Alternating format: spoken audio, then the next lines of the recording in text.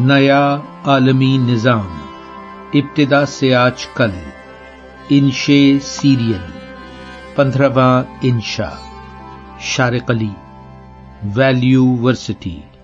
دریا کا شفاف پانی دھیرے دھیرے بہہ رہا تھا۔ کنارے کی کگر کے ساتھ چلتا سبز گھاس کا 2 گز چوڑا تر و تازہ ٹکڑا بچھا تھا، جیسے کسی ریشمی ساڑی کے کنارے پر لگا سبز بارڈر۔ پھر اس مٹیالی پیدل رہگزر کی پٹی تھی جس پر ہم گفتگو میں مصروف دھیرے دھیرے چل رہے تھے۔ بہت قرینے سے قطار میں لگے توانا درختوں کا سلسلہ قدم بقدم ہمارے ساتھ تھا۔ پس منظر میں کیمبرج کی عمارتیں تھیں۔ تاریخی کالجوں کے عقب میں ہونے کی وجہ سے یہ سارا علاقہ دی بیکس کے نام سے جانا جاتا ہے۔ درختوں کے پیچھے دور تک پھیلی سرسبز چراگاہ تھی جس میں اعلی نسل کے 2 گھوڑے گھاس چر رہے تھے۔ چلتے چلتے زن نے پوچھا، گلوبلائزیشن سے کیا مراد ہے؟ پروف بولے، جب کسی ایک خطے کا معاشی یا ثقافتی عمل بیشتر دنیا میں اپنا لیا جاتا ہے، تجارت، ٹیکنالوجی، سیاست یا ثقافتی طور پر کوئی بھی عملی قدم، تو دنیا گلوبلائزیشن کی سمت ایک قدم آگے بڑھتی ہے۔ ہم مشترکہ عالمی ثقافت کی جانب تیزی سے آگے بڑھ رہے ہیں۔ دنیا کے بیشتر نوجوان ٹی شرٹ اور جینز پہنتے ہیں، انگریزی زبان، ہالی ووڈ کی فلمیں، پیزا، پاستا اور کوکا کولا پسند کرتے ہیں، یوٹیوب پر ویڈیو دیکھتے اور فیس بک اکاؤنٹ رکھتے ہیں۔ اس بات پر بحث ممکن ہے کہ یہ کوئی اچھی بات ہے یا بری۔ وہ کیسے؟ میں نے پوچھا۔ کہنے لگے، دنیا کے بعض عقل مند دانشور، مثال کے طور پر نیوم چومسکی، غریب ممالک کی معیشت اور مفادات کے لیے گلوبلائزیشن کو نقصان دہ سمجھتے ہیں۔ ان کے خیال میں ایسا ہونا امیر لوگوں کو مزید امیر اور غریب کو غریب تر بنا دے گا۔ ایسے دانشوروں کی رائے میں ورلڈ بینک اور IMF جیسے اداروں کے قیام نے غریب ممالک کے لیے خوشحال ہونا بے حد مشکل بنا دیا ہے۔ میری آرزو تو یہ ہے کہ اگر ہم انسانی مساوات کے اصول کو سچے دل سے قبول کر لیں اور اپنا اجتماعی مفاد ایک سمجھنے لگیں تو ہم عالمی سیاسی پالیسی اور اداروں کے مشترکہ مفاد کے تناظر میں دنیا کو دیکھ سکنے میں کامیاب ہو سکتے ہیں۔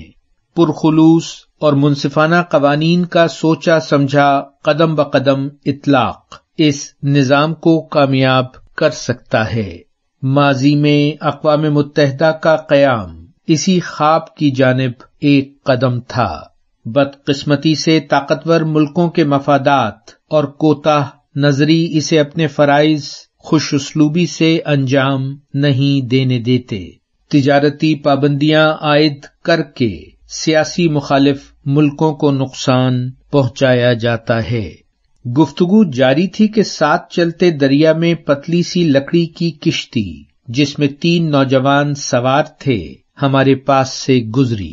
سنہری بالوں والے ٹی شرٹ اور شارٹس پہنے لڑکا اور لڑکی ساتھ بیٹھے تھے اور ان کا دوست پیچھے کھڑا لمبے سے بانس کو دریا کی تہہ سے ٹکا کر کشتی آگے دھکیل رہا تھا۔ جیک نے پروف کو بتایا کہ 18ویں صدی سے یہ سارا سرسبز علاقہ کیمبرج کے تاریخی کالجوں کی جائیداد اور ملکیت شمار ہوتا ہے۔ پرانے زمانے میں اسے پھلدار درختوں کی کاشت اور چراگاہ کے طور پر استعمال کیا جاتا تھا۔ اب یہ ان کالجوں کے عقب میں واقع مشہور سیرگاہ ہے۔ بعض لوگ تو اسے انگلستان کی 10 خوبصورت سیرگاہوں میں سے ایک شمار کرتے ہیں۔ پھر زن نے ایک آہ بھری اور کہا، تو کیا دنیا کو ایک نئے عالمی نظام کی ضرورت ہے؟ پروف بولے، بالکل۔ قومیت کی بنیاد پر قائم دنیا کی موجودہ جغرافیائی تقسیم عالمی مسائل کو حل کرنے میں ناکام رہی ہے۔ آبادی میں اضافہ، ماحولیاتی تبدیلی مثلاً سمندروں کی تیزابیت اور فضا میں کاربن ڈائی آکسائیڈ کی مقدار میں اضافے کا تدارک، عالمی وسائل کی منصفانہ تقسیم یا کورونا کی وبا جیسے عالمی مسائل اجتماعی حکمت عملی کا مطالبہ کرتے ہیں۔